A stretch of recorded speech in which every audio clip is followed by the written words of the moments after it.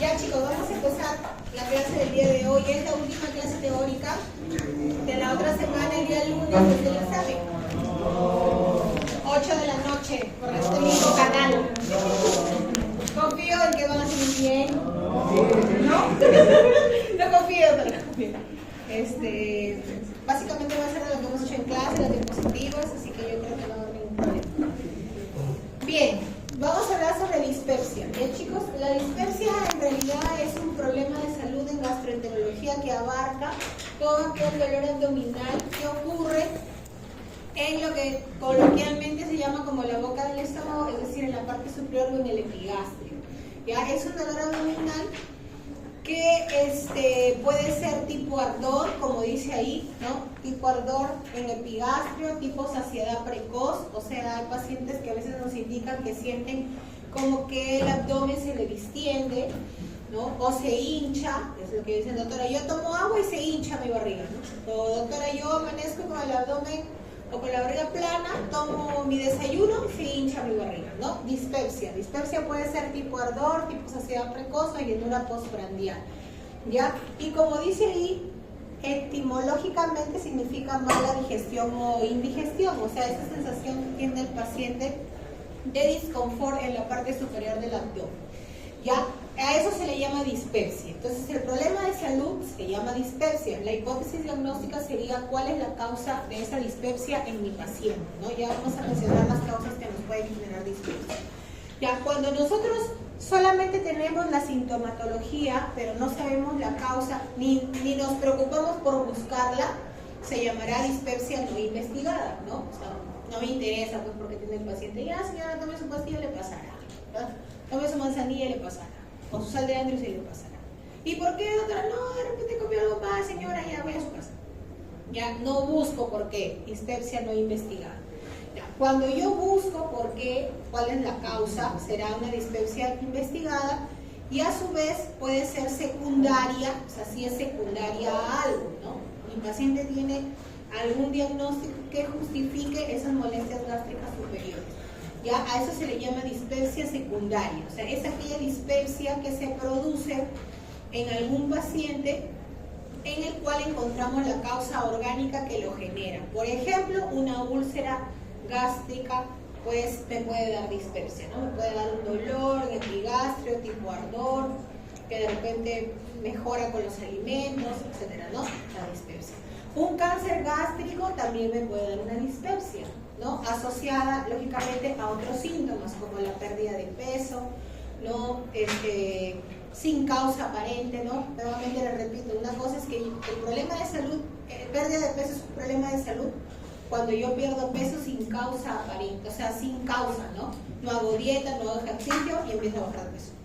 Entonces, la dispepsia secundaria es aquella dispepsia en la cual yo voy a investigar y encuentro cuál es la causa orgánica que me está generando la dispepsia, ¿ya? Y también tenemos otro grupo de pacientes en los cuales yo le busco la causa, pero no encuentro nada orgánico, ¿ya? Y eso se le denomina dispepsia funcional. Y está en relación a unos criterios que son los criterios de Roma 4, que ya los vamos a ir viendo en el desarrollo de la clase. Pero la dispepsia funcional es la que está relacionada a lo que todo el mundo dice, el estrés, ¿no? El estrés, la ansiedad o esos trastornos ansioso-depresivos pueden cursar con dispepsia, ¿no? Y cuando yo le hago una endoscopía no encuentro úlceras, no encuentro tumor, no encuentro erosiones, por último busco Helicobacter pylori, tampoco encuentro, pero el paciente tiene síntomas dispépticos. Entonces, en ese caso, cuando no encontramos la causa orgánica de la dispepsia, se llamará dispepsia funcional. ¿Bien, chicos? Bien. Entonces, la dispepsia funcional, como están viendo ahí, afecta al 20% de la población mundial, ¿ya? Y constituye, y el 40%, o sea, de este 20%, solo el 40% de ellos van al médico por la dispepsia, ¿no? Porque en realidad no les afecta la sobrevida, ¿no? O sea, una dispepsia no me va a llevar a la muerte en el paciente en el momento en que se presenta, pero sí puede impactar negativamente en la calidad de vida y en sus actividades diarias, ¿no? Un paciente que tenga dispepsia, es un dolor intenso en epigastrio, tipo ardor, ¿no? Que aparezca de un momento a otro, probablemente si tiene que ir a trabajar, no irá a trabajar porque tendrá que ir a la emergencia para que le pongan su medicamento porque no hay otra forma de calmarle el dolor.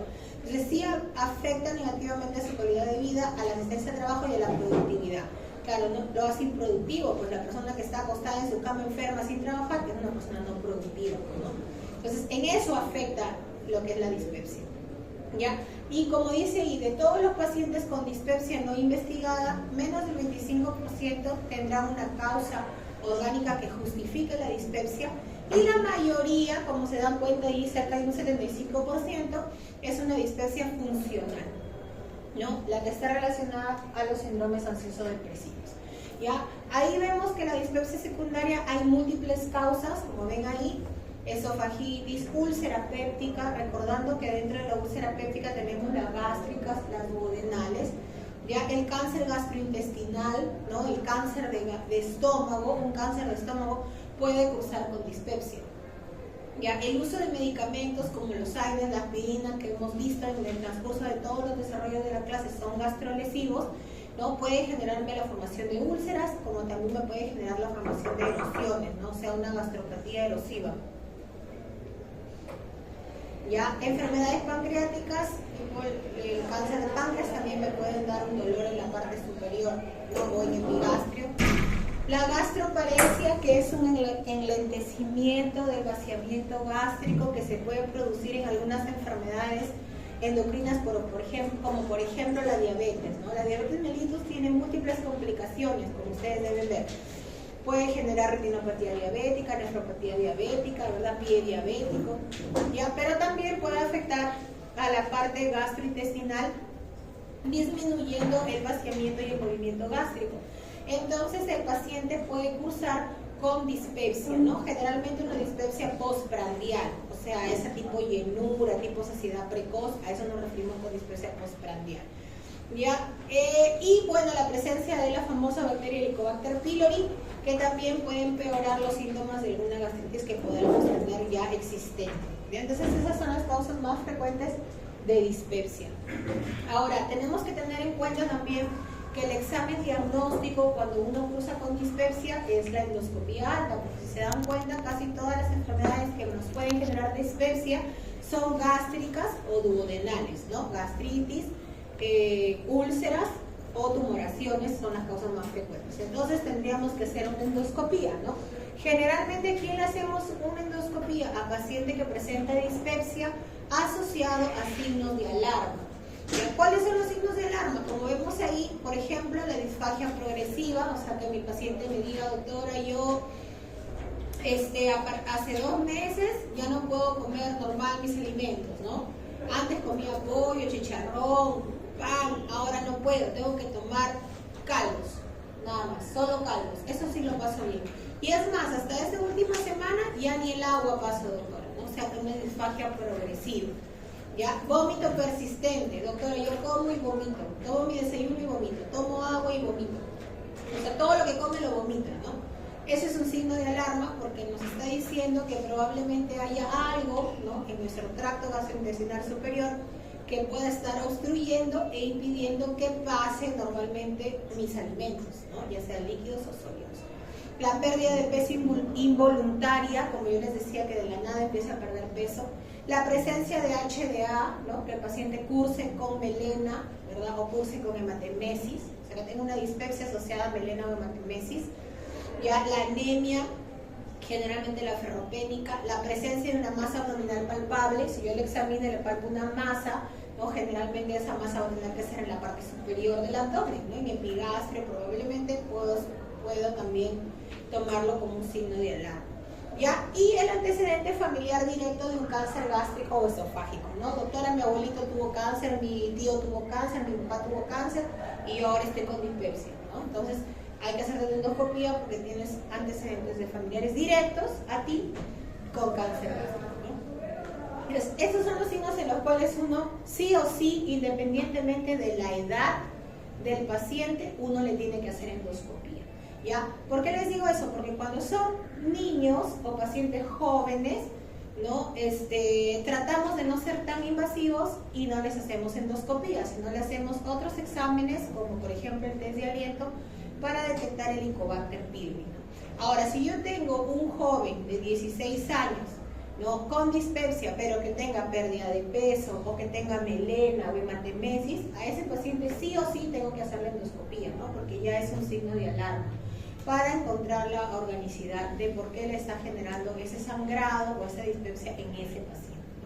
Si yo tengo un paciente de 16 años que solo cursa con dispepsia, sin pérdida de peso, sin vómito persistente, sin melena, sin hematemesis, sin anemia, sin masa abdominal, sin antecedente familiar de cáncer gástrico, probablemente como parte del estudio para ver el Helicobacter solo le haré un test de aliento, ¿no? Y no será necesario hacer la endoscopía. ¿Ya? Entonces, esos son los signos de alarma que nos orientan a quienes sí o sí nosotros debemos hacer endoscopía. ¿Ya? Y como les mencioné, la infección por el Helicobacter pylori, que ustedes deben haber escuchado, es una infección que es muy común.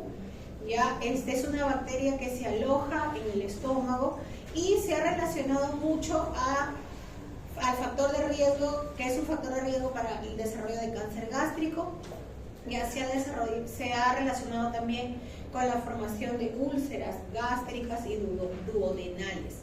¿Ya? Entonces, cuando nosotros tenemos un paciente con dispepsia en donde encontramos infección por el Helicobacter pylori, vamos a tener que darle tratamiento para eliminar la bacteria del Helicobacter pylori. Como es una bacteria, como ustedes están leyendo ahí, gram negativa, vamos a tener que darle tratamiento antibiótico, ya que normalmente el esquema es por 14 días. Ya lo vamos a ver más adelante cuáles son los esquemas. ¿Ya? Ahora, para esto, el Helicobacter pylori, hay cepas del Helicobacter pylori, la que se ha asociado, a mayor riesgo de cáncer gástrico es la cepa CAG-A, como dice ahí, que se asocia a una inflamación más intensa. Esto puede generar mayor grado de atrofia, y la atrofia es una lesión precancerosa que luego pasa a metaplasia, displasia bajo grado, alto grado, cáncer gástrico, ¿no? Entonces, es por ello que ahora las directrices nos señalan que todo paciente que tenga Helicobacter pylori tengo que darle tratamiento, ¿ya? Sobre todo si tiene síntomas tipo dispepsia o si tiene familiares directos con antecedente de cáncer gástrico, ¿no? Hola chicos, buenas tardes. Ya, los métodos diagnósticos para detectar el Helicobacter pylori, como ustedes están leyendo ahí, está dividido en invasivos y no invasivos. ¿Ya? Nos referimos invasivos a todo aquel método diagnóstico que va a incluir hacer una endoscopía. ¿Ya? ¿Por qué la endoscopía es invasiva? Porque ingresamos un tubito, ¿verdad?, por la boca del paciente para valorar internamente el esófago, el estómago y la primera y segunda porción del duodeno. ¿Ya? Entonces, entre los métodos invasivos tenemos la realización de la endoscopía alta con la toma de biopsia de la mucosa gástrica, que generalmente son 5 muestras, ¿no? Me imagino que ya ahorita ya deben haber varios entrado a endoscopía en sus prácticas. ¿Ya? Entonces, durante la endoscopía, cuando es diagnóstica por estudio de dispepsia, tenemos que tomar muestras de la mucosa gástrica, y eso lo mandamos al anatomopatólogo para que nos diga el grado de gastritis, la severidad, si hay helicobacter, la cantidad y si hubiese alguna lesión precancerosa en la muestra que enviamos. Ya, como ven ahí, tiene una sensibilidad entre el 85 al 90% y una especificidad del 100% para diagnosticar el Helicobacter pylori. ¿Ya? El método más específico sería el cultivo, ¿no? O sea, esa muestra que yo saco con la pinza de biopsia, enviarla al cultivo, ¿no? Así como hay urocultivo, coprocultivo, hemocultivo, se tendría que cultivar la muestra de la mucosa gástrica para ver a qué gérmenes es resistente la Helicobacter, ¿ya? En nuestro medio no hacemos cultivo, ¿ya? Solamente hacemos la biopsia convencional. Pero para que ustedes tengan conocimiento que el más específico sería el cultivo, claro, pues porque ahí va a nacer, en teoría, el germen del Helicobacter va a crecer en ese medio del cultivo y nos va a arrojar también los antibióticos a los cuales puede ser sensible o resistente. Ya el test de ureasa que dice ahí también se hace a través de la endoscopía. Ya se hace una endoscopía igualito y se toma una sola muestra de biopsia. Esa es la diferencia entre la biopsia convencional y el test de ureasa. En la biopsia convencional, como les digo, se toman 5 muestras y esas se envían al anatomopatólogo y dan todas las características que yo les mencioné. En el test de ureasa lo único que se hace es, durante la endoscopía se saca una sola muestra y esa se introduce en un dispositivo que tiene un reactivo, y si el paciente tiene Helicobacter pylori, el reactivo vira. se hace de amarillito a naranja o a rojito dependiendo de la cantidad de Helicobacter. Entonces el test de ureasa solo nos va a decir ¿tengo Helicobacter o no tengo Helicobacter?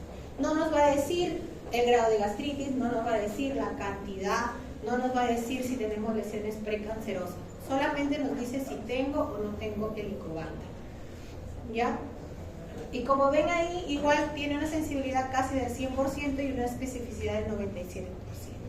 ¿Ya? Esos son los métodos invasivos, como les decía, todos los que incluyen hacer endoscopia. ¿Ya? Bien, los métodos no invasivos son aquellos exámenes que yo les puedo realizar a mi paciente para detectar Helicobacter pylori sin necesidad de hacer endoscopía. Dentro de ellos tenemos el test de aliento, ¿ya? El test de aliento con carbono 13. ¿Ya? El test de aliento con carbono 13, chicos, consiste, como dice su nombre, test de aliento, en soplar una bolsa como si infláramos un globo.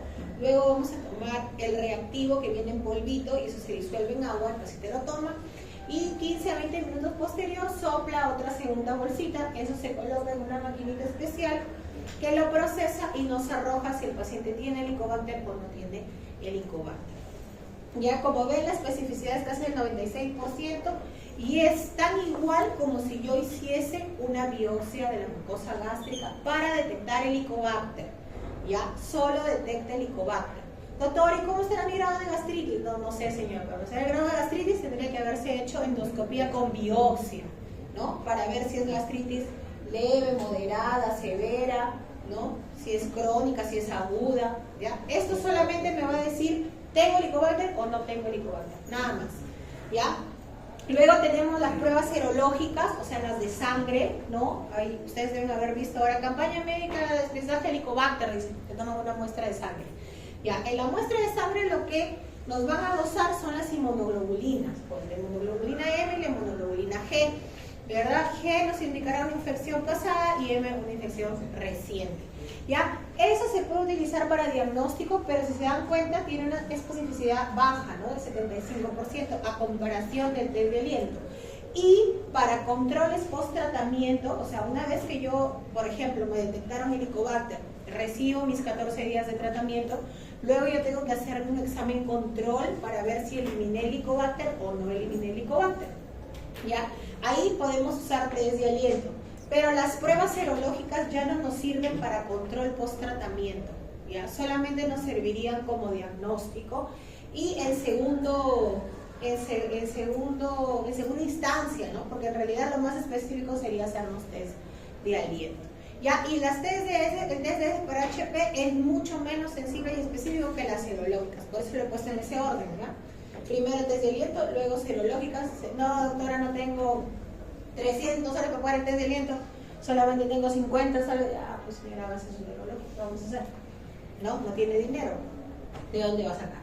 ¿Ya? Y el test en ese, la verdad, prácticamente no nos serviría, entonces no tiene sentido.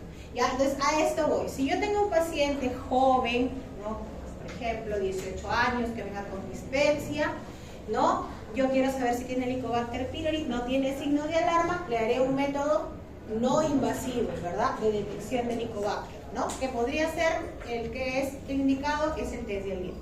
Si yo tengo un paciente joven que tiene dispepsia asociado a signos de alarma, que ya hemos visto en la lista cuáles son, ¿no? Lo ideal sería mejor hacerle una endoscopía, ¿no? Porque yo ahí no solamente voy a descartar si tiene Helicobacter, voy a descartar si hay úlceras, erosiones, tumores, ¿verdad? Porque la endoscopía me permite mirar directamente, la parte interna de la mucosa, esófago, gástrica y primera y segunda porción duodenal. Ya, chicos, entonces, ¿qué pasa si nosotros tenemos un paciente, obviamente con dispepsia, que le hemos hecho nuestro estudio, ya sea invasivo o no invasivo, y le encontramos Helicobacter pylori? ¿Ya? ¿Qué tenemos que hacer? Darle tratamiento, pues tratamiento erradicador, ¿no? Así se llama, el tratamiento para eliminar la bacteria Helicobacter se llama erradicador, ¿no? Para erradicar la bacteria. Ya, acá tenemos que tener en cuenta pacientes que son alérgicos a la penicilina y los que no son alérgicos a la penicilina. ¿Por qué? Porque existe una terapia de primera línea para Helicobacter pylori, que como dice ahí, es la terapia triple clásica, que si se dan cuenta, tiene amoxicilina, ¿no? Y si un paciente es alérgico a la penicilina, en teoría no podríamos darle amoxicilina, ¿no? Ni derivados, porque podría ser una reacción alérgica, ¿verdad? Entonces, si el paciente no es alérgico a la penicilina, lo que podemos indicar primero es un IVP. ¿Cuál es el IVP más conocido? Omeprazol. Ya, otra cosa, los tratamientos para el Helicobacter son vía oral, ya, vía oral, nada endovenoso, todo es vía oral. Entonces, IVP, que sería el omeprazol, doble dosis. ¿De cuánto viene el omeprazol vía oral? 40. 50, ojalá, de 20 miligramos. De 20 miligramos, de 40 viene la ampolla. ¿Se acuerdan que en HDA ponemos 80 miligramos?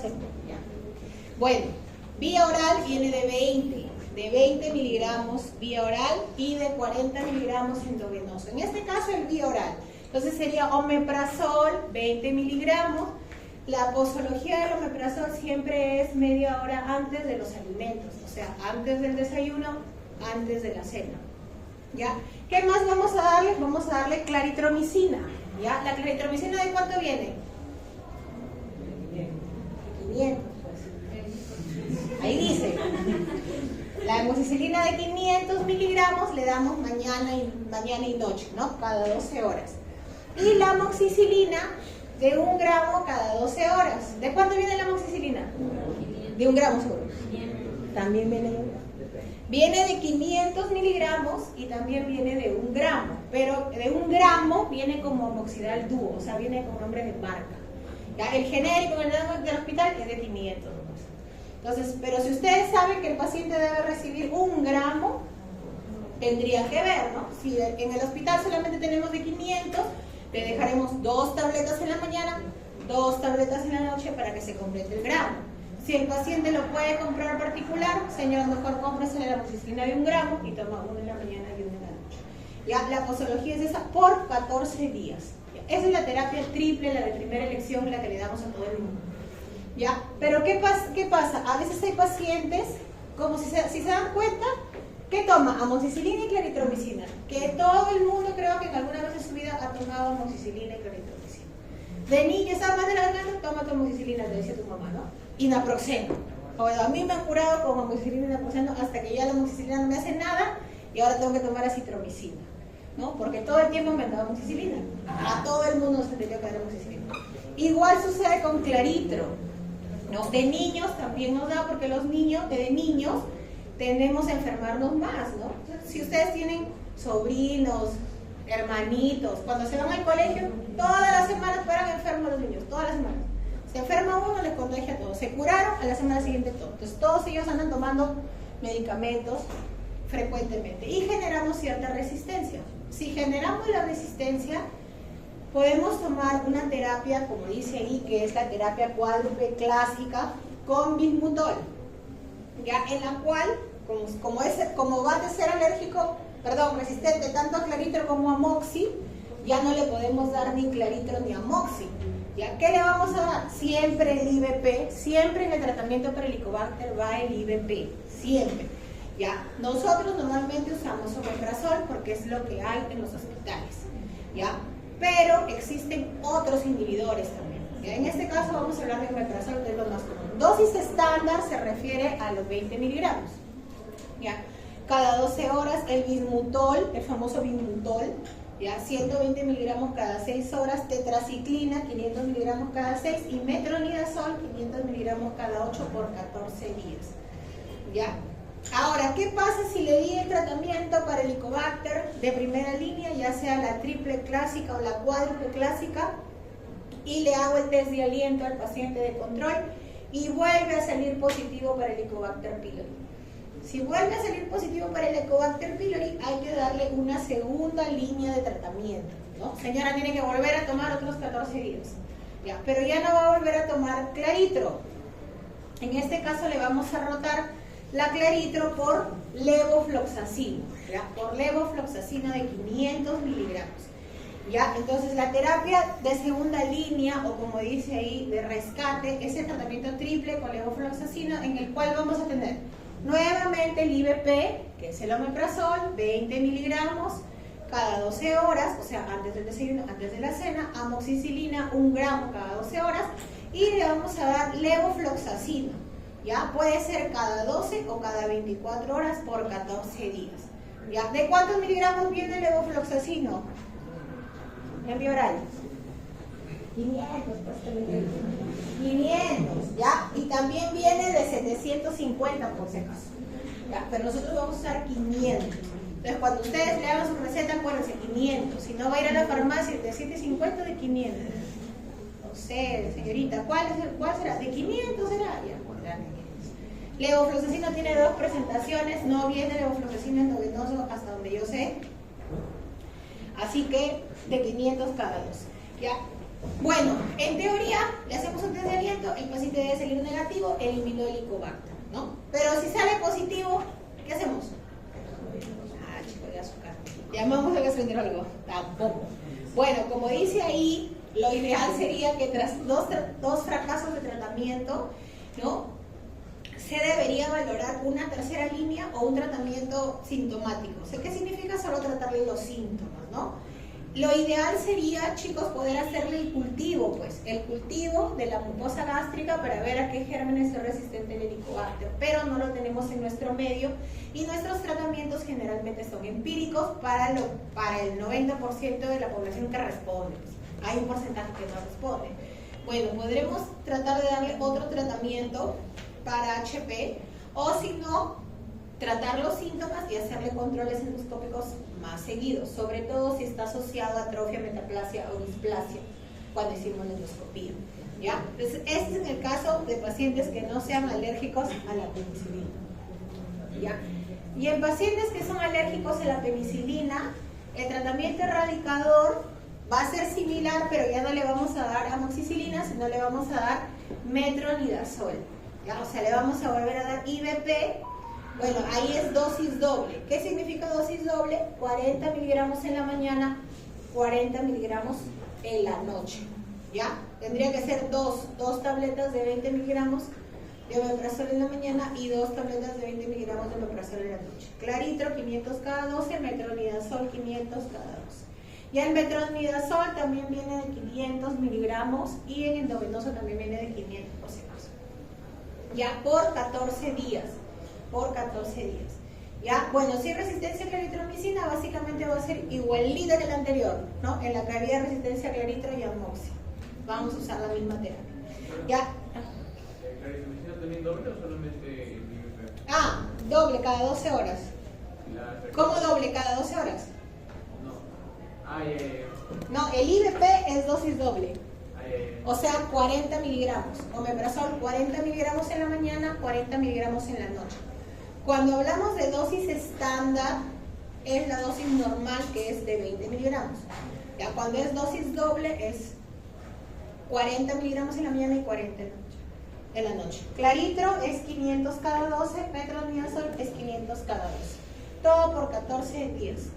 ¿Ya? Entonces los tratamientos para el Helicobacter son por 14 días y como dice ahí, se recomienda evaluar la curación de la infección mediante la prueba de test de aliento con carbono 13 siempre que sea posible posterior al término del tratamiento.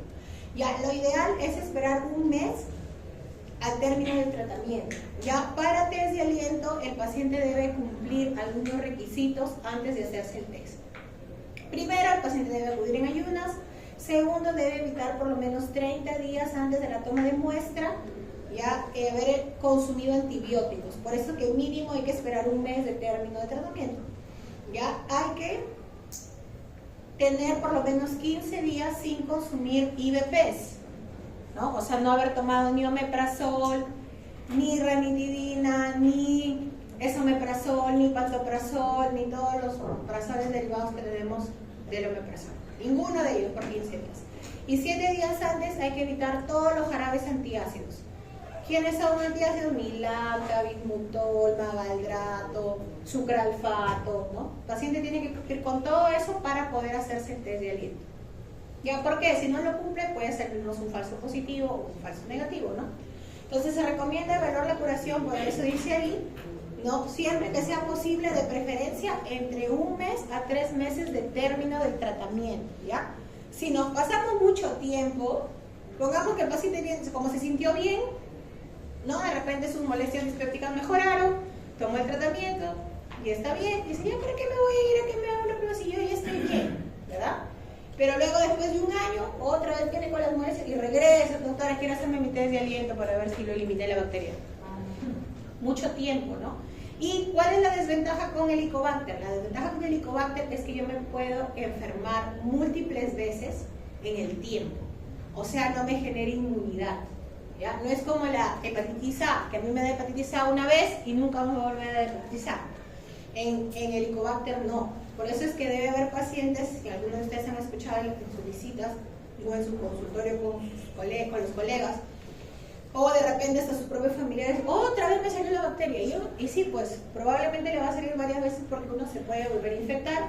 Y la forma en la que uno se infecta es fácil porque es una transmisión fecal-oral. Generalmente los alimentos crudos, que estén mal preparados, ¿no? Dentro de ellos, a la pobre lechuga la han satinizado, ¿no? La lechuga la que tiene Helicobacter.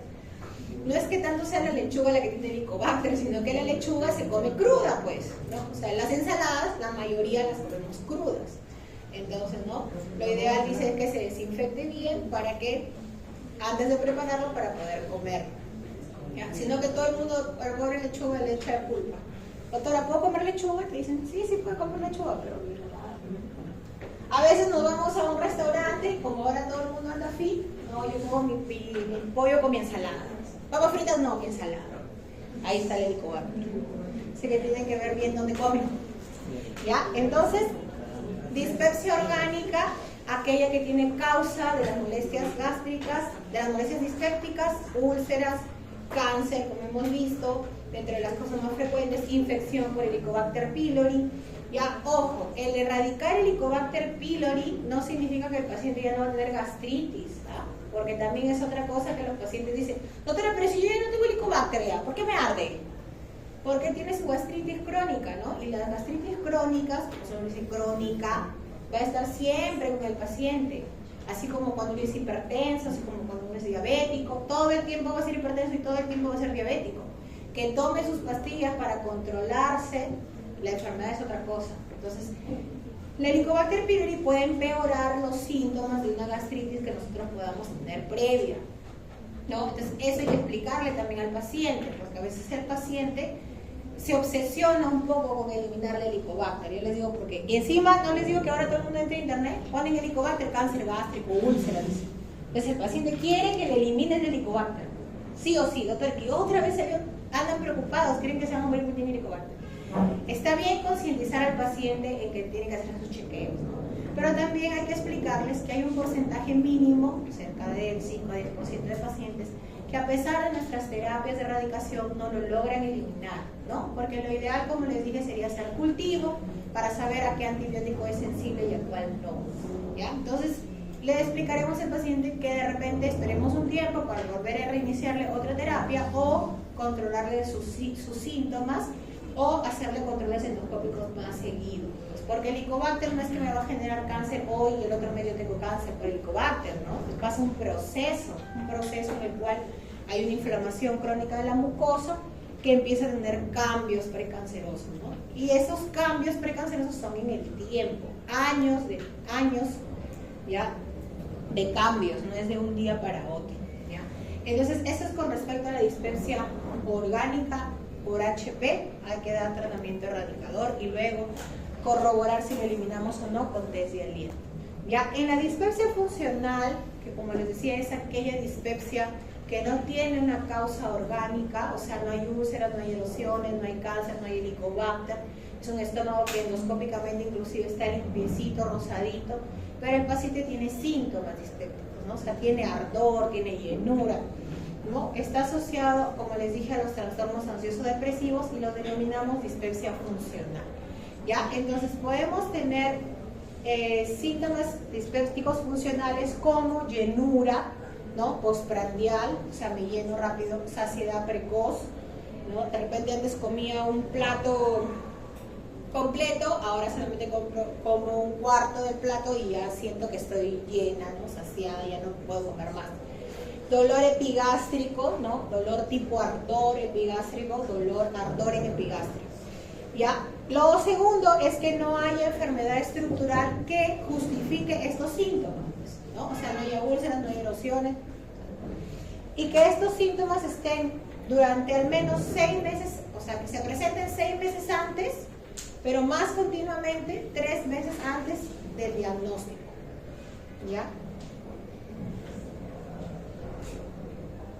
Ahora, esta dispepsia funcional puede ser de 2 tipos. Tipo malestar postprandial, que es eso que les digo, la llenura, la distensión posterior a la ingesta de mis comidas. Y también vamos a ver que el otro es el síndrome tipo ardor, ¿no? O sea, el paciente puede tener 2 grupos de síntomas, ¿no? Tipo llenura, ¿no? Tipo saciedad precoz, o tipo ardor. O incluso mixta, doctora, tengo ardor y llenura, también puede ser. ¿Ya? Entonces, aquí en el síndrome de malestar postprandial dice debe incluir uno o ambos de los siguientes, al menos 3 días a la semana. Llenura postprandial, saciedad precoz, molesta, o sea, que le afecte su calidad de vida, pues, ¿no? Que ya coma menos, ya se empieza a preocupar porque come menos. Estos síntomas deben estar presentes mínimo 3 meses previos a los, o sea, como les dije, desde hace 6 meses, pero más continuos 3 meses antes. ¿Ya? Acá siempre hay que tener en cuenta que hay algunos síntomas que son signos de alarma, por ejemplo, el vómito, ¿no? Una dispepsia funcional o un malestar postprandial no lo puedo catalogar como funcional si el paciente tiene vómitos posterior a los alimentos, a la ingesta de alimentos, ¿no? Porque habría que buscarle otra causa. ¿Ya? La pirosis, ¿qué es la pirosis? La pirosis es la sensación de quemazón o ardor retroesternal, y esa está en relación a la enfermedad por reflujo. ¿Ya? No forma parte de los síntomas dispépticos, pero sí tenemos también pirosis funcional. O sea, hay pacientes que aparte del malestar postprandial también tienen pirosis funcional, pero ahí hay que descartarle la organicidad, ¿no? Si se dan cuenta, la dispepsia funcional básicamente es descartar la organicidad, ¿no? Descartar la organicidad o lo que me genera el malestar gástrico, y si yo descarto cualquier etiología, lo catalogo como funcional, ¿ya? Entonces, básicamente eso. Por eso dice acá, los síntomas de ERGE y de síndrome de intestino irritable pueden coexistir. Claro. Generalmente los pacientes que tienen síntomas de dispepsia funcional suelen cursar también con colon irritable, con síndrome de intestino irritable, porque el síndrome de intestino irritable también es un trastorno funcional, ¿no? Y también pueden cursar con pirosis o con ERGE, ¿no? Pueden cursar, o sea, pueden tener las 3 cosas o una sola. ¿Ya? Y el síndrome de dolor epigástrico es aquel, como les digo, dolor o ardor en epigastrio, ¿no? Que le genera al paciente incomodidad a tal punto que le afecta su calidad de vida. Ya en aquellos pacientes en los cuales no encuentro la causa orgánica del ardor, ¿no? Ni sistémica ni metabólica, como dice, y que explique los síntomas. O sea, que el paciente no tenga ni úlceras, ni erosiones, ni tumores, ni HP, ¿no? Ni helicobacter, ni sufra de diabetes, por ejemplo, como se puede dar con gastroparesia, y nada de ello que justifique el por qué el paciente tiene ese dolor en epigastrio. ¿Ya? Los síntomas, al igual que en la anterior, deben estar presentes 6 meses al diagnóstico y con más frecuencia 3 meses previos. ¿Ya? Siempre hay que descartar cualquier otro trastorno si nosotros tenemos signos de alarma asociados que ya hemos visto, masa, anemia, hematemesis, melena, ¿no? Yo no puedo decir, ah, no, eso es funcional si tengo una masa palpable, ¿no? Eso sería algo orgánico, ¿cierto? Y también pueden coexistir ERGE y síndrome de intestino irritable. Ya hay que diferenciar el dolor en epigastrio del dolor biliar, ¿ya? ¿Cómo es el dolor de un cólico biliar? De un cálculo de la vesícula, ¿cómo es el dolor? Ya, primero, ¿dónde es el dolor? Cuando yo tengo un cálculo en la vesícula y me empieza a dar un dolor por limpieza vesicular. ¿Dónde es? En hipocondrio derecho, ¿no? Es un dolor en hipocondrio derecho, generalmente es opresivo. ¿Se irradia o no se irradia? O sea, ¿se va hacia otra parte o se queda ahí? Se irradia, ¿no? Se irradia hacia la parte posterior, ipsilateral, ¿cierto? Entonces, ¿y cuándo se produciría el dolor biliar? ¿En qué momento? La comida. Después de los alimentos, generalmente de tipo grasoso, pues, ¿no? Generalmente es 4 a 6 horas posterior a la ingesta de mis alimentos grasosos. Si tengo cálculos en mi vesícula, puedo tener. Hay que diferenciarlo del dolor tipo ardor. Hay que diferenciarlo. Ya, entonces, como dice ahí en el algoritmo diagnóstico, si yo tengo un paciente con sensación de plenitud postprandial, o sea, de llenura, como les digo, de llenura recurrente, saciedad temprana, dolor, ardor en epigastrio, bueno, obviamente es su historia clínica, ¿verdad? Preguntar sobre los antecedentes familiares directos, si hay algún consumo de algún medicamento, recuerden que si consume AINES, aspirina, puede causar hiperpsia, ¿no? Probablemente por una gastropatía, por AINES o una úlcera, ¿no? Al examen físico igual, ¿qué vamos a valorar si tenemos signos de alarma, ¿no? Si yo al examen físico le palpo una masa abdominal, si yo al examen físico le encuentro palidez, ¿no? En piel, en conjuntivas, ¿cierto? Si al examen físico de repente le hago un tacto rectal y encuentro melenas, es que el paciente me refiere que ha habido deposiciones negras, ¿no? Esos constituyen signos de alarma.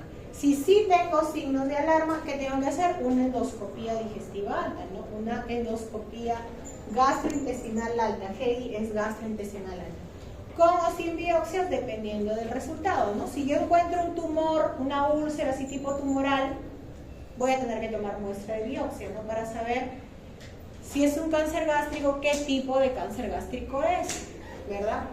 Si no encuentro alguna lesión o si encuentro úlceras, hay que tomar también de la mucosa. O si sospecho de Helicobacter pylori, también tengo que tomar.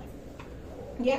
Si yo no encuentro nada, o sea, no encuentro úlceras, ni tumores, ni erosiones, ni HP que justifique los síntomas, diremos que es una dispepsia funcional, ¿no? La dispepsia funcional, le preguntaremos al paciente si tiene saciedad o plenitud, si tiene ardor o si tiene los dos.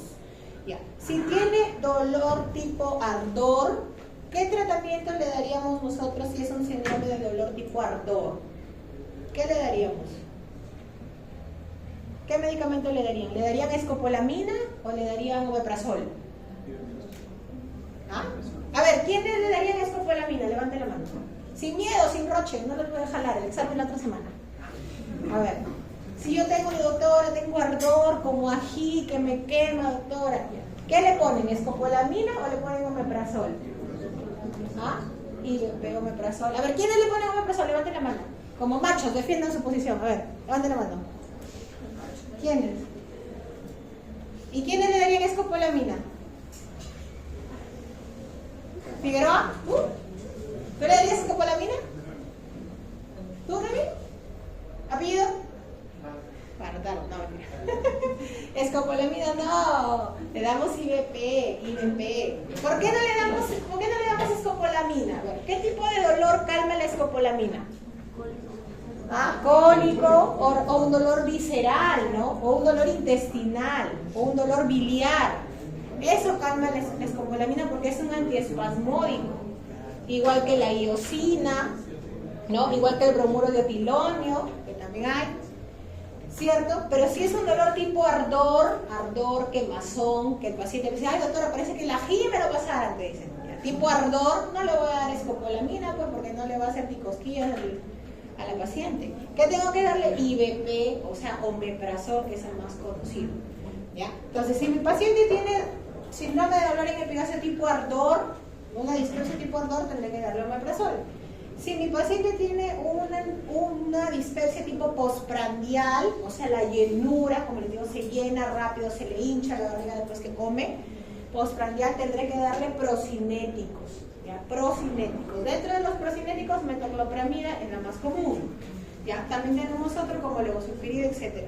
¿Ya? Y si tiene los dos, y si el paciente tiene ardor y llenura, ¿qué le va a dar? ¿Los dos? Pues no. Doctora, le voy a dar omeprazol y le voy a dar metoclopramida, porque tiene los dos. Ya como en el examen me pongan escopolamina, los jalo. Así contesten todo bien. Ya les dije la pregunta de su examen. Ya, entonces es importante identificar cuál es el tipo de dispepsia que tiene mi paciente para también darle el tratamiento, ¿no? Asumiendo que sea funcional. Ya, ahora, ¿qué pasa si, bueno, no encontramos tumor ni masa ni erosiones, pero en la biopsia gástrica sale Helicobacter pylori. ¿Qué tendremos que hacer ahí? Dar tratamiento erradicador para el Helicobacter pylori. Ya hemos visto si es alérgico o no es alérgico, cuáles esquemas se dan y son por 14 días. ¿Ya? Y bueno, tenemos un grupo de pacientes también, como les digo, que tiene una dispepsia que no es investigada, o sea que no le estudiamos la captura. Después de los 14 días, todavía hay inspección, ¿cómo se hace el seguimiento? A ver, ¿cómo es ese seguimiento? Yo le he explicado en la clase hace 5 minutos. ¿Ah? Con test de aliento. ¿En cuánto tiempo se tiene que hacer el test de aliento al término del tratamiento de Helicobacter? Un mes. Ahora, si tu paciente sigue con síntomas dispépticos al término del Helicobacter, le puedes continuar con los sintomáticos, ¿no? Si tiene llenura, le daremos metoclopramida, ¿no? Pero para ver el control, para ver si eliminó la bacteria o no, tenemos que hacerlo al mes. Entonces, lo que tú puedes hacer, teniendo en cuenta que el paciente no puede consumir 30 días antes antibióticos, 15 días antes IVP, 7 días antes antiácidos, pero si el paciente tiene mucha molestia, tendrías que seguir dándole el IVP, ¿no? Y de repente cortarlo 15 días. Señor, en 15 días lo suspende. Ay, doctora, pero yo no puedo estar, porque hay pacientes así. Doctora, pero yo no puedo estar sin mi omeprazol, dice. Entonces, ahora, ¿cómo le vamos a quitarnos? Ya, señor, entonces toma el jarabe. Le cambias, ¿no? Toma el jarabe, pero en 7 días lo suspende. Ay, ya, doctora, te aceptan por ahí suspender un poquito. Ya, pero sí le podrías continuar con tratamiento sintomático, pero ya no repetirle, uy, no, como en 14 días la paciente sigue con síntomas, 14 días más de terapia triple. No, ¿ah? Lo que podemos continuar son los sintomáticos, o sea, los IVP o los procinéticos. Los antibióticos no, los antibióticos son solo 14 días. Y de ahí, para hacer el control, esperamos un mes para hacer test de aliento. Si el test de aliento sale positivo, le damos el segundo esquema de tratamiento, la segunda línea, que es OLA, ¿no? Omeprazol, levofloxacino y amoxicilina. La primera línea es OCA, omeprazol, claritromicina y amoxicilina. ¿Ah? OCA y OLA. Y aquí. Y si no, ya fuimos, pues. ¿Ya? OCA es omeprazol, claritro y amox, que es la primera línea. Y la otra tiene que ahorrar 10 lucas. Tiene que ahorrar 10 lucas para el directo. Oye, salen en una reunión a tomar ahí, se gastan 300 lucas y no van a ahorrar las ustedes de directo. La gente no tiene prioridades, ¿se han dado cuenta? Se van a la discoteca el fin de semana. Chao. ¿Qué? ¿Quién me preguntó? ¿Ah? ¿Cómo lo están? No, les digo, se gastan ahí al frente en feria, no sé dónde se van ustedes. Por favor, chicos, si se van a feria, la única sugerencia que yo les puedo dar, si se van saliendo de la universidad, traigan su ropa, pues. Salen los videos ahí con sus uniformes blancos, no sean vagos, pues. Claro, se cámbiense su polito, pónganse una buzola, no sé. Todo bien con el hogazo acá, medicina, todavía. Chupando, y a las prácticas digan con tanto fervor. A fe. No les voy a decir que no vayan porque no me van a hacer caso. Vayan, pero cámbiense, no se vayan con el lobo, por favor. Creo que son los primeros ciclos, deben ser, ¿no? Los chivolos. Ustedes, con guardafuego, o sea, ni a laboratorio llevan guardafuego, a ferias no guardafuego. Ahí sí gastan, ahí sí no me alcanza, doctora. Soy de lejos, doctora, mi mamá me manda solo por mi semana. Mentira. Entonces ya saben, ahorrar para su test de aliento, chicos, para su test de aliento. Ahí cuando están tomando, acuérdense, Helicobacter, su propio vaso, pues. Cuando están ahí, el vaso pasa por todo el tití. Y si hoy no hay vaso, no, que ayuda, espera. Juan, y siguen tomando. HP. Sí, ya saben. Entonces, terapia empírica triple es OCA, omeprazol, claritro y amoxi. Segunda línea, como dice su compañero doctor, y si no lo eliminó, hay que darle otra OLA, omeprazol, levo y amoxi. ¿Ya? Muy bien, quedamos. Siguiente. Ya. Bien, en el tratamiento, ¿no?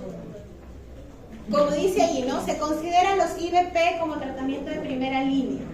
Ya el tratamiento de primera línea, es decir, lo que le vamos a dar al paciente son los IVP. ¿Ya? ¿Por qué hacen hincapié en los IVP? Porque antes de que existiese el IVP, que es el omeprazol, su máximo representante, existía la ranitidina, pues. Existía la ranitidina, ¿no? Que es el antagonista de los receptores histamina H2. Antes de que apareciera el omeprazol, la ranitidina le daban a todos. Las úlceras las trataban con ranitidina, las gastropatías con ranitidina, todo era con ranitidina. Pero luego apareció el omeprazol y a la pobre ranitidina la dejaron por un lado, solo en algunas cosas específicas, y el omeprazol ha tomado posición en el tratamiento de varias cosas, como ven, terapia erradicadora de Helicobacter, terapia de las úlceras gastroduodenales, se utiliza ERGE, que vamos a ver, primera línea también en hacer IVP. ¿Ya? Por eso ahí dice, IVP se consideran medicamentos de primera línea cuando los pacientes persisten con síntomas, lo que dice su compañero, a pesar de la erradicación del Helicobacter, o son negativos para esta infección, ¿no? Obviamente teniendo en cuenta el síntoma que tiene el paciente, si es ardor o si es llenura, ¿no? No hay evidencia de la utilidad de los antagonistas de receptores de histamina H2, o sea, de la ranitidina, eso es lo que nos está diciendo. ¿Ya? Se debe dar una terapia empírica. O sea, yo si tengo un paciente con dispepsia, de repente le digo, señor, ¿sabe qué? Tiene que hacerse su test de aliento. ¿Cuánto está, doctora? 300 soles. No, doctora, no tengo.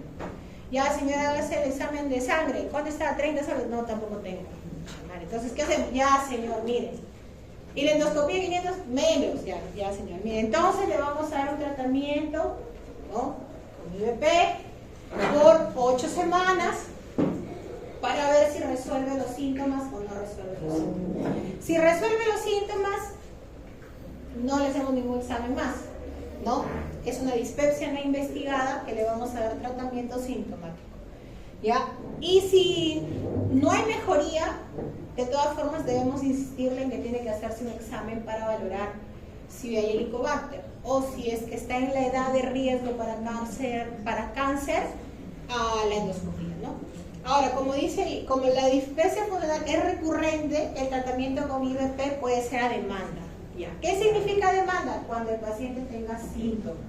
¿Ya? Ahora, como les digo, mucha gente entra al internet y por ahí ha salido pues que el omeprazol genera osteoporosis, ¿no? Si lo toman a largo tiempo, entonces los pacientes ya no quieren tomar omeprazol. Y dicen, doctora, pero yo he leído que encima de repente es una paciente que está en edad media menopáusica, más riesgo de osteoporosis, no quieren tomar, ¿no? Señora, solo a demanda, o sea, cuando tengo mis síntomas muy floridos, tomo por 7 o 10 días y luego lo suspendo, ¿no? Y luego lo tomo, si en los 3 meses me vuelve a dar los síntomas, otra vez lo vuelvo a tomar por un periodo de 7 a 10 días, ¿no? Obviamente en un paciente que ya le hemos descartado que no haya nada orgánico, porque para nosotros decir que es una dispepsia funcional, le hemos tenido que descartar la organicidad, ¿no? Hemos tenido que descartarle que no haya tumores, úlceras, ya. Porque se han visto casos, no, es que ella es ansiosa. Y de ahí al mes ya su cáncer gástrico diseminado con metástasis y todo, su ansiedad. Entonces, antes de catalogar a alguien como por su estrés, por la ansiedad, ¿no? Hay que descartar la organicidad. Ya. Los otros medicamentos que usamos son los procinéticos que les mencionaba, ¿no? O sea, los que nos ayudan al vaciamiento gástrico, a mejorar esa sensación de llenura, ya de saciedad precoz. Podemos utilizar también procinéticos. Se puede usar, como les decía, solos, o sea, aislados, solo IVP, solo procinéticos, o juntos, dependiendo de la sintomatología que tiene el paciente. ¿Ya? Y bueno, ¿qué pasa si al final es funcional y ni con IVP ni con procinético? Ya lo mandamos al psiquiatra, chicos. ¿Ya? Los neuromoduladores. Como el síndrome funcional está asociado a los síndromes ansioso-depresivos, ¿ya? Dos cosas. Nosotros podemos manejar síndromes ansioso-depresivos, sí, hasta cierto punto, ¿no? Podemos utilizar algunos medicamentos, como los antidepresivos tricíclicos, como es la amitriptilina, por ejemplo, ¿no? O los inhibidores de la recaptación de serotonina, que es la sertralina. Hasta ahí, el gastroenterólogo, nosotros como gastroenterólogos, indicamos al paciente, ¿ya? Pero si ya es un trastorno mayor, hay bastantes pacientes que tienen eso. Yo veo en mi consulta varios, llegan con folders, chicos, folders. que han pasado por varios consultores, ya se han hecho endoscopía, colonoscopía, tomografía, receta de uno, receta de otro. Tú le recetas, te dice va otro, aparece tu receta también ahí. Ya, todos con síntomas así, que ya tienen endoscopía hasta anuales y no le encuentran nada. O sea, ¿eso qué significa? Que probablemente sea algo funcional. Y como está muy estigmatizado, señor, vaya al psiquiatra. Entonces, no, la doctora me dijo que vaya al psiquiatra, ¿no? Voy a pedir otra opinión, ¿no? Otro. Entonces, nosotros le podemos indicar ese tipo de medicamentos si obviamente hemos descartado organicidad, si ya le estamos dando procinéticos o IVPs, si el paciente persiste con los síntomas, hay que darle antidepresivos tricíclicos para ayudarle a mejorar, ¿no? ¿Por qué? Porque estos pacientes que tienen dispepsia funcional tienen el problema de que tienen el dolor, porque lo tienen, o sea, no es que no lo tengan, no se está inventando el dolor, tienen el dolor intenso, se hicieron su endoscopía, no le encuentran nada, ¿no? No, señor, no tiene nada. A ver, test de aliento, negativo, biopsia, no tiene IVP, no tiene HP. Entonces, doctora, ¿por qué me duele? Ya, hágame una ecografía, normal, tomografía, normal, hasta resonancia tiene normal. Entonces él dice, si no tengo nada, ¿por qué me duele? Debo de tener algo, ¿no? Debo de tener algo. ¿Qué otro examen, doctora, me puedo hacer? Porque yo tengo que tener algo porque me duele, ¿entiendes? O sea, a ellos les genera más ansiedad no encontrarles nada, ¿no? Que si tú encuentras, no, si ya tiene un tumor, llorará, pues, tengo un tumor, pero ya sabe que tiene la justificación de su dolor. Pero ellos, ¿qué les incomoda más? Claro, pues, ellos, a veces yo a veces así ya al final, porque de verdad, chicos, los pacientes a veces ya llegan a un punto que no, ya los quiere así, pero te acuerdas de tu juramento hipocrático y dices, no, tranquila. Ya, o sea, son repetitivos. Este tipo de pacientes son bien característicos. Ustedes ya lo van a encontrar en algún momento cuando de repente tengan más contacto con los pacientes. Pero son bien característicos estos pacientes. Entran a la consulta así, ¿no? O sea, que mueven la mano, que mueven la pierna, que se sientan, que ya no digo que ya les cargo su folder de sus análisis que se hicieron, o ya averiguaron por internet. Oye, doctora, yo averiguo por internet que puede ser el sobrecrecimiento bacteriano. ¿Usted qué opina? ¿Qué? ¿Ah? Señor, un ratito, control. Sucede eso, ¿ya? Y entonces el paciente le genera mucho estrés no encontrar la causa. A él le gustaría que tú le digas, señora, tiene una úlcera. Por eso me duele esta úlcera, doctora. ¿Y la úlcera se cura? Sí, se cura. Ya, entonces se va a curar eso. Creo que les gustaría que le dijeran más eso a que le digas, no hay, todo bien, no tiene nada, ¿no? Porque, claro, él le estresa hacerse tantos exámenes sin encontrarle nada, pero está la parte funcional, pues, y cuando tú le recetas estos medicamentos, son bandidos y no lo toman, o dicen que sí lo toman, no, doctora, me cayó mal, la consulta, no, me cayó mal, doctora, me hace dormir mucho, o ya leyeron que hace dormir mucho, y vienen y te dicen, no, doctora, me duermo todo el día, no puedo trabajar. Entonces, señora, bájale la dosis. No, igual, ya, entonces no lo tomen. O sea, ya no tenemos cómo manejarlo, ¿no? Entonces, este grupo de pacientes a veces tampoco quieren ir al psiquiatra, porque está muy estigmatizado ir al psiquiatra, ¿no? Dice, no, la doctora me ha dicho que estoy loca, seguro que tengo que ir al psiquiatra. Yo no estoy loca, doctora. Ya, pobre de ti, señor, hay que explicarle, señora, hay medicamentos. Bueno, te tiras media hora en la consulta, igualito. Este grupo de pacientes, ¿ya? Son los que tienen dispepsia funcional. Nuevamente les recalco, dispepsia funcional descartándole la organicidad, ¿ya? O sea, la causa, ¿no? Bien, hemos visto si hay dispepsia, si hay HP, ya no sería funcional, hay que erradicar. Si no hay HP, síndrome de dolor epigastrio con IVP, si es postprandial procinético, si tiene los dos juntos, más neuromoduladores, y bueno, hay otras terapias, pues, que ya le dan yoga, fisioterapia.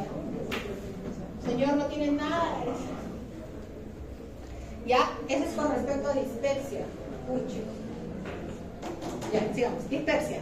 Ya, entonces, eso es con respecto a dispepsia. Ya, dispepsia es aquella entonces molestia en la parte superior del abdomen o seno epigastrio, ya, que puede ser tipo ardor, tipo postprandial o mixto, ya, y está relacionado o tiene algunas causas orgánicas como úlceras pépticas, tumoraciones gastrointestinales, HP, ¿verdad? Y si no encontramos la causa puede ser funcional, ¿ya? Bien, entonces luego también tenemos otra enfermedad que como hemos visto ahí he mencionado que es la enfermedad por reflujo gastroesofágico. Ya, la enfermedad por reflujo gastroesofágico también es una enfermedad muy común, también es crónica y la característica en estos pacientes es de que el paciente va a tener pirosis, ¿no? Como les decía, el signo cardinal en ellos es la pirosis, o sea, es sensación de ardor o de quemazón retroesternal. ¿Ya? También puede tener la misma sensación del reflujo, doctora, yo siento que se viene hasta por acá, dice, ¿qué es lo característico? Ya hay síntomas esofágicos propios, que son los que ya les he mencionado, y extraesofágicos también, que ya lo vamos a ver. Ya, el ERGE, como dice ahí, o sea, es normal tener cierto grado de reflujo, ¿no? Creo que a todos nos ha pasado si a veces de repente comemos una comida muy abundante, muy copiosa, ¿no? O de repente muy rica en condimentos, en algún momento podemos tener esa sensación como de reflujo. Eso nos puede ocurrir una vez, ¿no? Pero cuando nos ocurre frecuentemente, ya se puede, y nos altera nuestra calidad de vida, ¿no? Ya se considera una enfermedad y es la enfermedad por reflujo gastroesofágico. ¿Ya? Y lo que va a suceder es que hay una alteración, ¿verdad? Hay una alteración a nivel de la barrera que tiene que ver con el reflujo normal. En este caso con la unión esófago-gástrica con el esfínter esofágico inferior. ¿Ya? Hay otros factores que pueden predisponer al reflujo, como por ejemplo la obesidad, el sobrepeso, ya la presencia de hernias y atales, ¿no? Que como les mencioné en la clase anterior es un defecto del diafragma y eso también nos predispone al ERGE, ¿no? A que no haya un cierre hermético total del esfínter esofágico inferior y por lo tanto cuando yo como algún alimento no cierra en su totalidad, se queda entreabierto y luego regresa el contenido hacia la parte superior, ¿ya? Entonces, el ERGE tiene factores de riesgo como la obesidad, sobrepeso, el tabaco también es un factor de riesgo. Ya, también que otras pacientes pueden tener reflujo, las embarazadas, ¿no? Las embarazadas también pueden tener reflujo porque hay una alteración a nivel de la presión intraabdominal, predispone al reflujo. ¿Ya?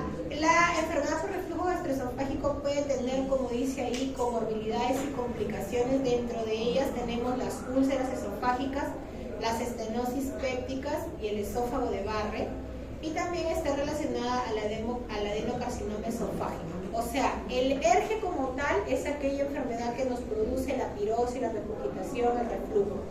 Si este ERGE es continuo en el tiempo, puede generar que la mucosa del esófago inferior se inflame, se erosione e incluso se ulcere. O sea, pueden haber úlceras esofágicas inferiores como complicación de la enfermedad por reflujo. Ya, estas úlceras, como cualquier herida, va a cerrar y va a generar una estenosis, una retracción del tejido, ¿no? Puede generar una disminución de la luz intestinal, que es una estenosis. Ya, el paciente cuando ya tiene estenosis, no solamente va a tener pirosis, regurgitación y reflujo, probablemente vaya a tener disfagia, ¿no? Disfagia.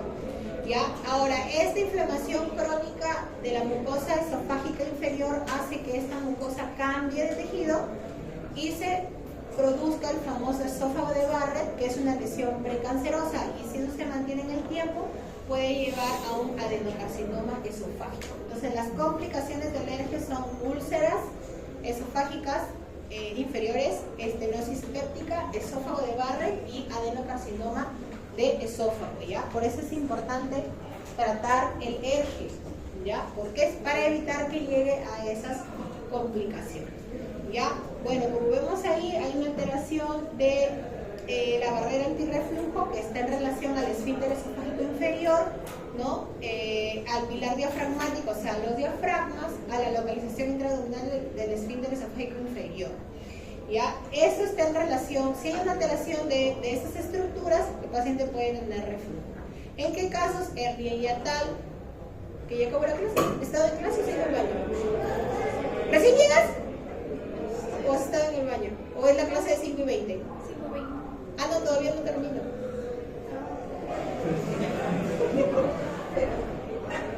No, pues son 5 y 8, ¿no? 5 y 8. voy 8 segundos. Se pasen. Ya. Lo otro. Yo como le vi que entró, dije que. Bueno, como aquí salen, entran, ni siquiera doctora permiso para el baño. Yo todo lo apunto por si acaso, yo no conozco sus apellidos, ya, punto menos. Ya, eliminación del ácido del esófago. La resistencia tisular también. También otra cosa que influye en la enfermedad por reflujo es el vaciamiento gástrico lento, ¿no? Si nosotros tenemos un vaciamiento gástrico lento, probablemente hay mayor contenido gástrico que refluya, ¿no? O sea, cuando se demora más en pasar. Eso también está en relación alérgica. Bien, como ven ahí, la acidez del estómago va a generar que el estómago tiene una mucosa o un tejido que está hasta cierto punto preparado para recibir ácido. El esófago no. Entonces, por eso es que cuando hay un vaciamiento gástrico lento, esa cantidad de acidez que está en el estómago va a refluir más hacia el esófago y va a generar la inflamación crónica y la posibilidad de formación de erosiones. Ya. Las manifestaciones clínicas del ERGE, como yo les decía, tenemos los síntomas clásicos que son los esofágicos propios, como la pirosis, la regurgitación, o incluso, como les digo, el mismo paciente nos dice, doctora, yo siento que se regresan. Ellos mismos te explican, siento que se regresan, una acidez. A veces también dicen un amargor de boca. Pero el paciente cuando dice amargor de boca, dice, es mi hígado, dice. Pero el amargor de boca puede ser que lo que está regresando no es ácido solo, sino es ácido con bilis. Y la bilis es amarga, y por eso el paciente a veces puede sentir esa sensación de reflujo, de sensación de amargor, ¿ya?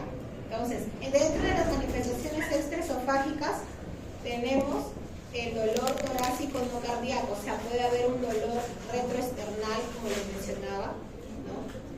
No cardíaco, ¿por qué? Porque el dolor cardíaco generalmente es opresivo, se irradia, ¿no? Se asocia a síntomas vegetativos como palidez, sudoración. En el caso del ERGE no, pero sí puede haber un dolor torácico retroesternal. ¿Ya? Puede haber laringitis, o sea, puede haber síntomas de laringitis, dentro de ellos la tos crónica, el paciente puede tener una tos crónica. Puede también haber alteración a nivel del esmalte dentario, el paciente puede tener erosiones dentales. Puede tener trastorno del sueño porque el paciente se levanta en la noche por el reflujo, ¿no? A veces los pacientes están dormidos y de repente en la noche viene el reflujo y como uno está dormido, ¿no? Y el esófago y el estómago están continuos, de repente parte del ácido entra hacia la tráquea, hacia los bronquios y el paciente se levanta con sensación de falta de aire, ¿no? Entonces, los trastornos del sueño son manifestaciones extraesofágicas, ¿no? A veces el paciente también se levanta un poco disfónico, ¿no? O sea, con la voz medio ronca. Dice, doctor, y conforme pasa el día, ya se aclara mi voz, ¿no? Puede ser que sea un síntoma también de reflujo, pero un síntoma extraesofágico. ¿Ya? Entonces, el diagnóstico de reflujo generalmente está dado más por la clínica del paciente, o sea, por los síntomas y signos que el paciente nos menciona. ¿Ya? Hay otras enfermedades que pueden cursar algunos síntomas similares al reflujo. Dentro de ellos tenemos la calasia, que es en realidad una enfermedad motora, ¿no? En donde hay una alteración de la relajación del esfínter esofágico inferior y el paciente puede sentir que regresa la comida, pero al final no tanto el reflujo, o sea, sí es un reflujo, pero es un reflujo porque el esfínter esofágico no abre. Entonces, cuando yo como, ¿qué es lo que debe pasar? Como, se abre el esfínter, pasa el estómago, se cierra el esfínter. Eso es lo que debería pasar. En la calasia, como hay una alteración en la relajación del esfínter, el paciente come y el esfínter no se abre. Entonces se queda el contenido en el esófago y el paciente, ¿qué hace? Lo regresa, ¿no? Entonces por ahí a veces se puede confundir, por eso se cataloga como una calasia.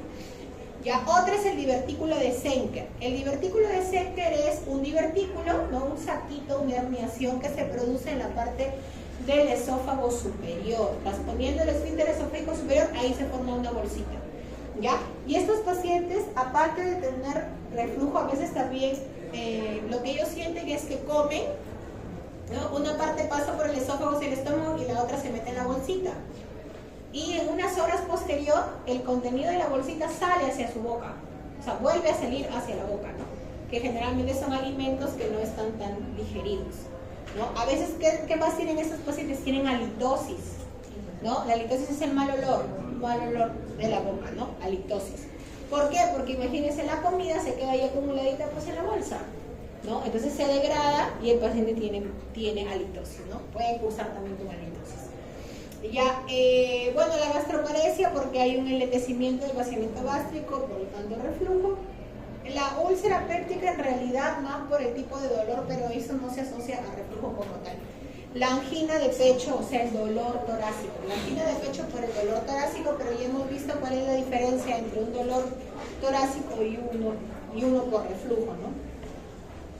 Bueno, y la esofagitis eosinofílica que decía ahí, en realidad es una alteración microscópica ya del esófago en el cual el paciente puede cursar con síntomas similares al reflujo, pero que al hacer la endoscopía encontramos algunos signos característicos, como la traquealización del esófago. O sea, el esófago se ve como la tráquea, así como con anillos, cuando nosotros hacemos la endoscopía. Como les digo, si ustedes han entrado a mirar endoscopía, han visto que el tubo esofágico es un tubo lisito, ¿no? Salvo que tenga varices esofágicas que se ven los cordones, pero generalmente es liso.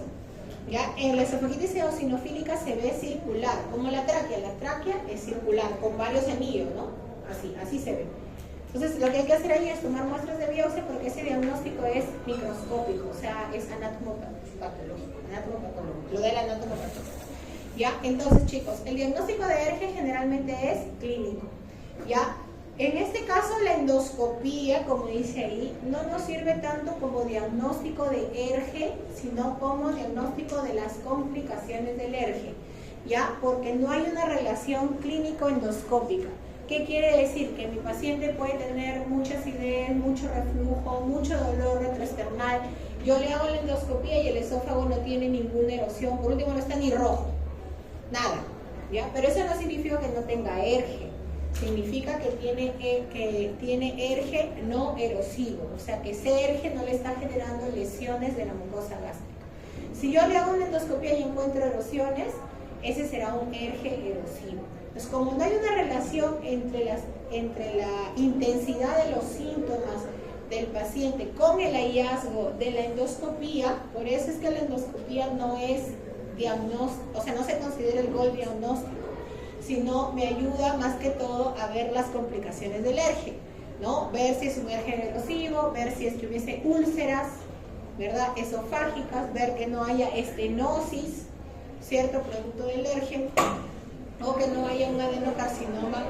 Hola, ¿eres del turno de las 5:20? ¿Todavía no empieza la clase? Ya. Claro, pues de la mitad de clase. Oye, me faltan 4 minutos, ya. Entonces, chicos, el diagnóstico de elección para ERGE es pH-metría, ¿ya? Impedancia con pH-metría, que es un examen que consiste en medir el nivel del ácido en el esfínter esofágico inferior, ¿ya? La manometría es un examen que sirve para el diagnóstico diferencial, o sea, para los trastornos motores, dentro de ellos la calasia, ¿ya? La endoscopía para ver las complicaciones del ERGE, ¿ya? Y hay pacientes en los cuales podemos hacer una prueba terapéutica con IVP, aquellos pacientes en los que de repente no se pueden hacer una endoscopía o le dicen, doctora, pero yo ahorita no quiero que me hagan ningún procedimiento, mejor hágame un tratamiento. Entonces, señora, como es probablemente sea un ERGE, le voy a dar la prueba con el IVP, ¿ya? Que generalmente es de 4 a 8 semanas y es IVP a doble dosis, que es el omeprazol.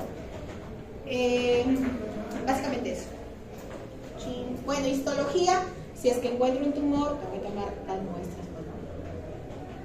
Ya, esa es la terapia empírica, ¿no? Que es la terapia empírica que le iniciaríamos a un paciente con sospecha de ERGE según sus síntomas, en el cual vamos a dar dosis inicial de IVP, ya, que puede ser 40 miligramos de omeprazol en la mañana y 40 miligramos en la noche, ¿no? Administrada durante al menos 2 semanas, ¿no? Se definió la respuesta como positiva si al menos el 50%, o sea, si hay una mejoría de al menos el 50% de la pirosis con 2 semanas de tratamiento, ¿no? Si hay mejoría, hay que completar el tratamiento por lo menos de 4 a 8 semanas. Ya, la endoscopía alta, superior o la gastroendoscopía es el estándar para documentar las complicaciones del ERGE, o sea, la esofagitis, ¿cierto? Para ver si hay complicaciones como las úlceras, el esófago de Barrett, la estenosis y el adenocarcinoma. Ya hay signos de alarma, así como en la endoscopía, hay signos de alarma en pacientes que cursan con ERGE que nos obligan a hacer endoscopía. Por ejemplo, la disfagia. ¿Ya? Un paciente con ERGE sin complicaciones no va a tener disfagia. Va a tener pirosis, va a tener regurgitación, va a tener reflujo, puede tener tos, levantarse a la noche por la sesión, pero no va a tener disfagia. ¿Ya? Cuando el paciente empieza a tener disfagia, yo debo decir, ¿y por qué está teniendo disfagia? De repente su esófago se está cerrando, ¿no? ¿Por qué se puede cerrar? Porque se formaron úlceras que se cicatrizaron y estenosaron, a eso se llama estenosis péptica, o sea, benigna, o de repente el paciente tiene muchos años de reflujo y ha hecho un adenocarcinoma del esófago inferior, no tiene un tumor del esófago inferior secundario al ERGE. Entonces, si el paciente tiene disfagia, yo ya debo pensar que este paciente se puede haber complicado, o sea, su ERGE ya se complicó. ¿Con qué? Con estenosis, que puede ser benigna si es una estenosis péptica o maligna si es un adenocarcinoma de esófago inferior. ¿Ya? Los cánceres de esófago, bueno, el esófago tiene tres partes, ¿verdad? Inferior, medio, superior. Los cánceres inferiores del esófago, o sea, los que están en relación al estómago inferior, esos están en relación a ERGE, ¿no? Ese ácido constante que llega a la mucosa esofágica inferior, ¿no? Altera su forma, su estructura y genera luego esófago de Barrett y luego adenocarcinoma de esófago inferior. Los cánceres de esófago medio y superior generalmente son de tipo epidermoide, otra estirpe celular, ¿ya? Pero el relacionado al ERGE es el adenocarcinoma de esófago inferior, ¿no? Obviamente si tenemos disfagia, pérdida de peso, hematemesis, ¿no? Un paciente que tenga ERGE, o sea que me diga, sido doctor, hace meses estoy con pirosis, regurgitación, pero ahora me ha venido vómito, ¿no? Con sangre, probablemente también tenga de repente una complicación del ERGE, ¿no? Que puede ser un cáncer esofágico o puede ser una úlcera esofágica, ¿no? Entonces la endoscopía se utiliza sobre todo en esos pacientes en quienes sospechamos que puede haber una complicación de la ERGE, ¿ya? La pH-metría, como dice ahí, es el registro ambulatorio del pH intraesofágico y constituye el gol estándar. O sea, la pH-metría es el examen estándar para diagnosticar ERGE, ¿ya? La manometría generalmente sirve para descartar los diagnósticos diferenciales del ERGE, dentro de ellos la acalasia, que es un trastorno motor esofágico, en el cual la manometría lo que va a hacer es medir la presión del esfínter esofágico inferior, ¿no? Generalmente, ¿qué hacemos nosotros con un paciente? Si no tiene síntomas de alarma y tiene síntomas de ERGE, le damos terapia empírica, ¿no? Y como dice ahí, si es ERGE, debe al menos en 2 semanas de tratamiento mejorar sus síntomas a la mitad, o sea, tener una mejoría del 50%.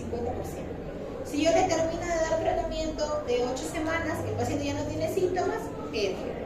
No necesito hacerle manometría ni pH-metría porque fue solamente ERGE. Ahora, ¿qué pasa? Hay pacientes que no, pues, ¿no? Le dan las 8 semanas y persisten con los síntomas, con la molestia, pues ahí ya tenemos que empezar a hacerle los otros estudios, ¿no? Manometría, de repente se nos pasó, es una acalasia, el paciente dice, lo manifiesta como reflujo, pero es una acalasia, ¿no? De repente ya se asoció a pérdida de peso, disfagia, es un cáncer de esófago, entonces hay que hacerlo. Ya, básicamente eso es el ERGE. Bien, como les decía, hay enfermedad no erosiva y erosiva por la presencia de laceraciones o ulceraciones en la endoscopía. Y esas serían las complicaciones del ERGE, ¿no? Acá vemos una úlcera, estas que son lineales, están viendo ahí, las que son lineales son las úlceras. La estenosis es que esta úlcera al cicatrizar ha cerrado la luz, ¿no? La luz debería ser toda esta de acá y miren cómo está la chiquita, ¿no? O sea, ha cerrado la luz. Entonces, cuando se cierra la luz, el paciente que va a tener disfagia, pues. Doctora, yo comía mi pollo a la brasa, ahora solamente tomo sopa, ¿no? Y hace una semana agua nomás porque no pasa. Quiero comer arroz y me queda atrapado, ¿no? Disfagia. ¿Por qué? Porque está teniendo una complicación del ERGE que es la estenosis. Entonces, la luz que era así, ahora está así, entonces ya no pasa la comida. El esófago de Barrett es una alteración de la mucosa, ¿ya? El esófago de Barrett no nos va a dar otros síntomas fuera de los que nos da un ERGE común y corriente, ¿ya? Y el adenocarcinoma, como ustedes ven, hay una lesión aquí evidente, ¿no? Grande, grosera, incluso tiene acá en la parte superior un poco erosionada con fibrina, ¿no? También me genera una estenosis, porque la luz debería ser todo esto, y miren, es este pedacito. El paciente también va a cursar con disfagia, pero que probablemente tenga adicional pérdida de peso, ¿no? Pérdida de peso, sin causa aparente, historia de ERGE, ¿no? Entonces, de repente un paciente ya adulto mayor, ¿no? O sea, todos los síntomas que pueden ir ahí influenciados. Bien, con respecto al tratamiento, chicos, el tratamiento tiene dos pilares fundamentales. El primero es la modificación del estilo de vida del paciente, ¿ya? Sobre todo en cuestión de los horarios de sus alimentos, en cuestión de cómo tiene que dormir, y en cuestión de que hay que bajar de peso, sobre todo si es un paciente con sobrepeso u obesidad, que hemos visto que es un factor de riesgo que predispone al reflujo. Entonces, lo primero que si lo vemos así medio llenito al paciente, señor, hay que hacer dieta, ejercicio, baje de peso. Si fuma, toma, baila pegado, señor, ya no puede bailar pegado nomás, fumar y tomar ya no, ¿ya?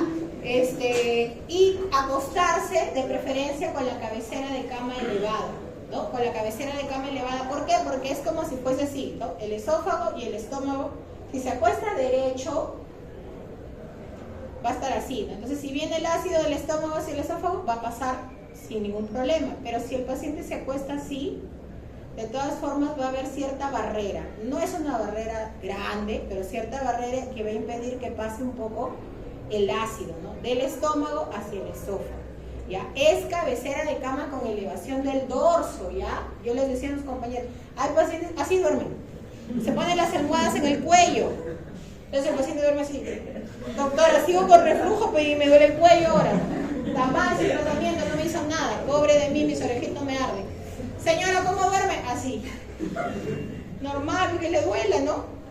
Dorso, esto tiene que estar levantado, no el cuello, porque aquí llega el ácido y además se ahoga más todavía porque duerme así, ¿no? Tiene que dormir así, ¿ya? Elevación de la cabecera de cama. Ahora la tecnología ha avanzado tanto que hay hasta almohada antirreflujo. Antes, ¿qué le decías al paciente? Señor, ponga 2 ladrillitos en la cabecera de su cama y duerma así, ¿no? Medio de semifolia. Ahora ya hay la almohadita antirreflujo, ¿ya? Entonces, esas son indicaciones que hay que darle. Otra, evitar acostarse inmediatamente después de comer. El paciente come con reflujo, se acuesta. Amanece con más reflujo, ¿no? Entonces el paciente debe cenar 2 horas antes de la hora que va a dormir. El paciente que cursa con reflujo debe cenar por lo menos 2 a 3 horas antes de ir a dormir. Porque si él come y duerme, va a tener mayor reflujo, ¿no? Eso hay que explicar. Y también evitar algunos alimentos que generan mayor reflujo. Ají, ahí está, alcohol, tabaco, café, chocolate, menta. No puede tomarse. ¿Qué dije? Así es la vida. Eso les va a pasar de los 30 años en adelante. Todavía disfruten. Yo ya tengo, ¿tú también estás en clase 3? También tiene reflujo, entonces te sientes identificado, yo también. Antes, chicos, es verdad, yo también he sido alumna, yo también atendía afuera de mi facultad, estaba ahí, me acuerdo, en la UPA, viendo el coloquio. Ibas a tomar tu hot dogcito con tu jugo de papaya, pero ibas más al fondo, ahí estaba la música, la chida. Todo el mundo salía del examen, se iba, se metía la bomba, al día siguiente paraditos en clase. Ahora pues, en la fiesta de la medicina 3 días me ha durado. Recién el lunes se llegó así ya. Desde el viernes. Les va a pasar. Disfruten ahorita que pueden hacer esto. Pasados los 30, reflujo. Ya no puedes tomar igual, ya. ¿Sí o no? ¿Sí o no? Pero sin uniforme. Que si les digo que no tomen, no me van a hacer caso. Tomen hasta cierto punto, sin uniforme, sin llegar al desgarro de Mary Weiss, que ya hemos visto. ¿Ya? Entonces, modificaciones en el estilo de vida, chicos, eso es fundamental, es lo principal en el paciente con hernia. Así él tome el inhibidor de bomba de protones más caro, el de 20 soles diarios, ¿ya? Así él tome el mejor. Si no hace las modificaciones en el estilo de vida, siempre va a seguir con hernia, ¿ya?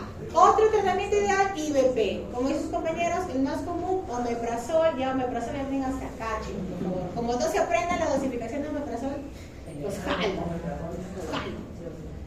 De ahí me marca seguro ranitidina. Uy, ahí sí ya me habló. Ya, IVP, doble dosis, omeprazol. Hay otros, obviamente, chicos. Hay esomeprazol, lansoprazol, rabeprazol, deslansoprazol. Hay un montón. Pero el más común, el que está en las guías, el que está en los hospitales, si se van acá a China, Japón, omeprazol es lo que hay. ¿Ya? 20 miligramos, BID significa 2 veces al día, o sea, antes del desayuno, antes de la cena. ¿Ya? Por lo menos por 8 semanas. ¿Ya? También nos podemos ayudar de procinéticos, no es el de elección por si acaso, de elección siempre es IVP. ¿Ya? Pero yo lo que he visto en la práctica diaria es que cuando agregamos procinéticos, o sea, para mejorar el vaciamiento gástrico, ya no hay mucho contenido que regrese. Ayuda también a mejorar el reflujo. Ya, lo que usamos nosotros, lo que hay en el hospital es la metoclopramida, ¿no? La metoclopramida que viene de 10 miligramos, generalmente se toma 30 minutos antes de nuestros alimentos, ¿no? Desayuno, almuerzo, cena. Lo malo con metoclopramida es que tiene como efecto adverso las reacciones extrapiramidales, los movimientos extrapiramidales. Entonces el paciente, ¿ya? O a veces siente sensación de agitación, angustia. El paciente se desespera, se quiere parar, echar, tirar, mover, no sabe qué hacer. Metoclopramida, ¿ya? Entonces, hay otros medicamentos que hacen la función de la metoclopramida, que es ser procinético, sin esos efectos adversos, como la levosulpiride, ¿ya? Que viene de 25 miligramos, también se indica 30 minutos antes de las comidas. La domperidona también nos puede ayudar. Entonces, al paciente le podemos dejar IVP, 20 miligramos, media hora antes de su desayuno, media hora antes de su cena, su procinético, dependiendo. No, doctora, mi reflujo es mayor en la noche, entonces antes del almuerzo, antes de la cena. No, doctora, mi reflujo es mayor en el desayuno, antes del desayuno, antes. ¿Ya? Lo podemos dosificar. El paciente puede tomar una sola vez al día o las 3 comidas, ¿no? Y también hay algunos tipos de antiácidos, ¿no? Que sirven para aumentar un poquito la presión del esfínter esofágico inferior, entonces impedir que este se abra con facilidad y evitar el reflujo, ¿no? Acá tenemos el arginato, tenemos también el magaldrato, que son los antiácidos que se pueden utilizar, ¿ya? Pero de elección siempre son el IVP y los cambios en el estilo de vida, ¿ya, chicos? Sí. Bueno, indicaciones de cirugía. Hay pacientes que pueden ser sometidos a cirugía por ERGE, sí, sobre todo los que tienen complicaciones del ERGE, como una esofagitis grado 4, o sea, una estenosis, ¿ya? La esofagitis grado 4 es una estenosis, ¿ya? En el cual de repente, aparte de la estenosis no dilatable, o sea, a través de la endoscopía, como ustedes deben haber visto, chicos, no solamente podemos tomar muestras, inyectar, cauterizar, clipar, etc. Si hay una estenosis, también podemos meter unos tubitos, que son así como de goma, ¿ya? Y eso se vienen de diferentes números y se va colocando en el esófago para ir dilatando, o sea, para ir rompiendo esas fibras estenóticas que el paciente pueda comer. Pero hay algunos casos en que, a pesar de nosotros hacer la dilatación, no se rompen esas fibras, ¿no? Porque de repente están muy duras, tienen mucha mayor fuerza que la que nosotros podemos ejercer con el equipo del endoscopio y los dilatadores, entonces tienen que ir a cirugía, ¿no? Pacientes con enfermedad por reflujo que no mejoran los síntomas y que se asocian a enfermedades pulmonares por broncoaspiración. Lo que yo les decía, los pacientes se levantan en la noche por sensación de falta de aire, porque parte del contenido gástrico pasa hacia la tráquea, ¿no? Hacia los bronquios, entonces hacen neumonitis o neumonías aspirativas, ¿no? Generalmente, ¿quiénes? Pues en los mayorcitos, ¿no? Porque un joven todavía tiene la reacción, la lesión, se levanta, pero el viejito, mientras se levanta ya se aspiró, ya, peor que duerme solito. Ya, pacientes que tienen reflujo con hernia hiatal, ya que la vez pasada yo les expliqué de la hernia hiatal, ¿no? Que el diafragma tenía que quedar pegadito al esfínter esofágico inferior. Cuando queda separado,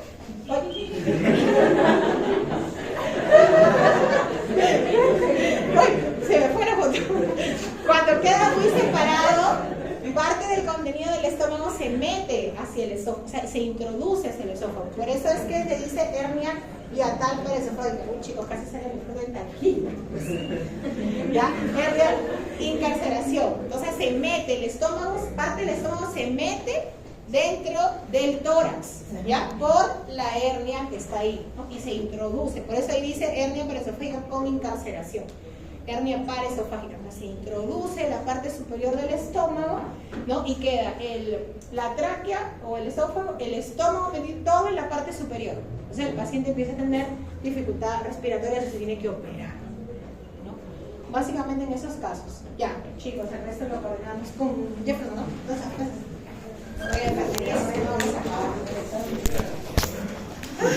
ya, el examen a las 8, ¿no? El 28 a las 8. ¿A alguien le falta